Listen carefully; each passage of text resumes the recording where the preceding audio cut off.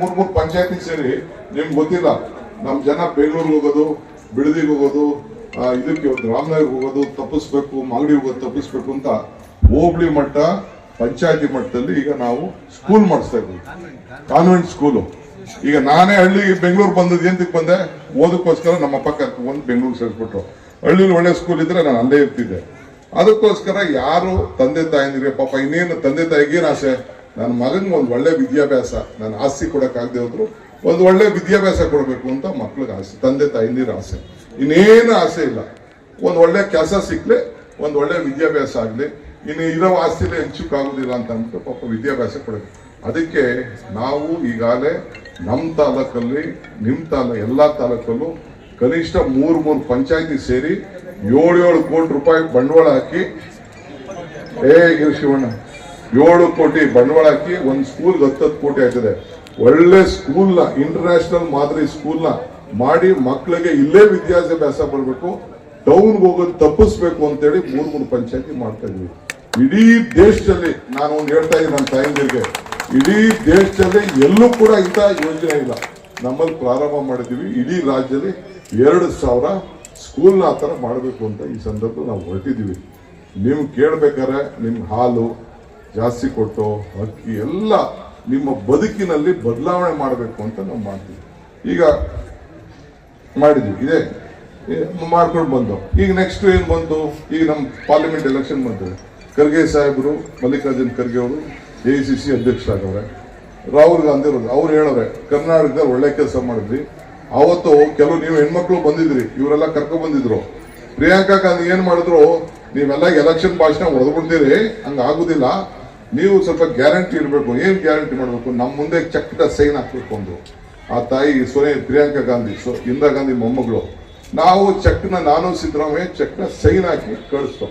ನಿಮ್ ಕ್ಷೇತ್ರದಲ್ಲೇ ಬಂದು ನಾನು ಫಸ್ಟ್ ಹಂಚಿದ್ದು, ಇಡೀ ರಾಜ್ಯಕ್ಕೆ ಉದ್ಘಾಟನೆ ಮಾಡಿದ್ದೆ. ಯಾವುದೋ ಮನೆಗೆ ಹೋಗಿ ನಾನೇ ಸೈನ್ ಹಾಕಿ 1-2 ಮನೆಯಲ್ಲಿ ನಾನೇ ಕೊಟ್ಬಿಟ್ಟು, ಈ ರೀತಿ ನಮ್ಮ ಕಾರ್ಯಕರ್ತರಿಗೆಲ್ಲ ನೀವು ಮನೆಗೆ ಹಂಚಬೇಕು ಅಂತ ಮಾಡಿದ್ರು. ಈಗ ನೆಕ್ಸ್ಟ್ ಏನ್ ಹೇಳ್ತಾ ಇದ್ದೀವಿ ನಾವು ಅಂತ, ಕಾಂಗ್ರೆಸ್ ಪಾರ್ಟಿಯವರು ರಾಹುಲ್ ಗಾಂಧಿ, ಸೋನಿಯಾ ಗಾಂಧಿ ಇಬ್ರು, ರಾಹುಲ್ ಗಾಂಧಿ ಖರ್ಗೆ ಇಬ್ರು ಸೈನ್ ಹಾಕವ್ರೆ. ಗೃಹಲಕ್ಷ್ಮಿ ಆಯ್ತು, ಕೇಂದ್ರ ಸರ್ಕಾರ ಬಂದ್ರೆ ಮಹಾಲಕ್ಷ್ಮಿ ಯೋಜನೆ. ಏನ್ ಮಹಾಲಕ್ಷ್ಮಿ ಯೋಜನೆ ಅಂದ್ರೆ, ಈಗ ವರ್ಷಕ್ಕೆ 24,000 ಕೊಡ್ತಾ ಇದೀವಿ. ಅವ್ರು ಹೇಳ್ತಾ ಇದಾರೆ ನನಗೆ ಕೊಟ್ಟು ಕಾರ್ಡ್ ಕೊಟ್ಟು ಕಳ್ಸವ್ರೆ ಸೈನ್ ಹಾಕಿ, ಹೆಣ್ಮಕ್ಳಿಗೆ ಹೇಳಿ 1 ಲಕ್ಷ ಕೊಡ್ತೀವಿ ವರ್ಷಕ್ಕೆ ಅಂತ ಹೇಳ್ತಾ ಇದ್ದಾರೆ. ನನಗೆ ಒಂದು ಹಾಡು ನೆನಪುತ್ತದೆ, ಭಾಗ್ಯದ ಲಕ್ಷ್ಮಿ ಬಾರಮ್ಮ ನಮ್ಮಮ್ಮ. ಸುರೇಶ್ ಮನೆಗೂ ಔಷಧಿ ಹಂಚ, ಮನೆಗೂ ಪುಟ್ಕಿಟ್ಟ ಇಷ್ಟ, ಎಣ ಸುಟ್ಟ, ತರಕಾರಿ ಹಂಚ. ಒಂದಿನ ಕುಮಾರಸ್ವಾಮಿ ಮನೆಯಿಂದ ಈಚೆ ಬಂದಿದ್ರೆ, ಏನವ ಹೇಳಿ ನನ್ನ ಮೇಲೆ ಸತ್ಯ ಮಾಡಿಬಿಡಿ ಸ್ವಲ್ಪ.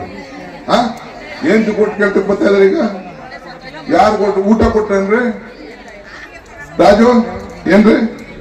ಯಾವ್ದಾರ ಹಾಸ್ಪಿಟ್ಲಿಗೆ ಕೊಟ್ಟರೆ ಯಾರು ಇಲ್ಲ.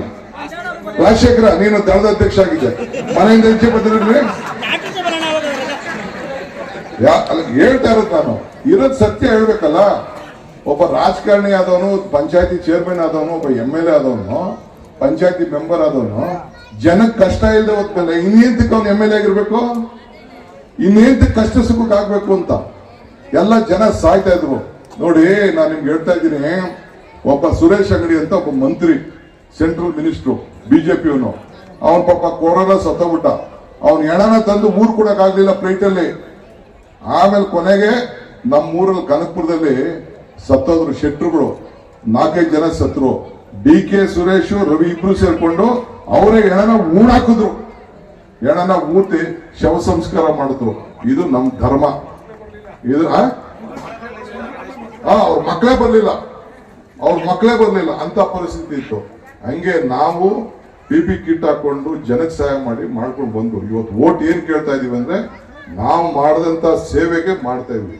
ಈಗ ಆಯ್ತಪ್ಪ, ಇಷ್ಟು ನಂಬಿಕೆ ಇದ್ರೆ ನೀನೇ ನಿಂತ್ಕೋಬೇಕಾಯ್ತು. ಇಲ್ಲಿ ನಿನ್ ಹೆಂಗಸಿನಲ್ಲಪ್ಪ ಕುಮಾರಣ್ಣ, ನೀನೇ ನಿಂತ್ಕೋಬೇಕಾಯ್ತು ಇಲ್ಲಿ DK ಸುರೇಶ್ ಮೇಲೆ. ಯಾಕೆ ನೀನು ಮಂಡಿಗೆ ಹೋಯ್ತಾ ಇದ್ದೀಯ? ನೀನು ಮಂಡಿಗೆ ಏನ್ ನಂಬಿಕೆ ಇಲ್ವಾ ಇಲ್ಲಿ? ಯಾಕೆ ಇಲ್ಲಿ ಓಟ್ ಹಾಕ್ದೆ, ಇಲ್ಲಿ ಸಹಾಯ ಮಾಡಿದೆ, ಬಡವ್ರ ಪರವಾಗಿ ನಿಂತ್ಕೊಂಡೆ ಅಂತ ಹೇಳಷ್ಟು ಧೈರ್ಯ ಇವತ್ತು ಈ ಮತದಾರರ ಮುಂದೆ ಇಲ್ಲ. ನನ್ನ ಮಗನ್ನೇ ಸೋಲ್ಸ್ಬಿಟ್ಟವ್ರೆ. ನನ್ನ ಸೋಸ್ಬಿಡ್ತಾವೆ ಇದು ಎದುರ್ಕೊಂಡು ಹೋಗ್ತಾ ಇದೆ. ನಾನು ಹೇಳ್ತಾ ಇದ್ದೀನಿ ಕೇಳಿ, 2.5 ಅಲ್ಲ 3 ಲಕ್ಷ ಓಟಲ್ಲಿ ನನ್ನ ತಾಯಂದಿರು, ಬಿಜೆಪಿಲಿರೋರು, ದಳದಲ್ಲಿರೋರು ಎಲ್ಲ ಸೇರಿ DK ಸುರೇಶ್ ಕೈಗಿನ ಹಿಡಿತಾರೆ.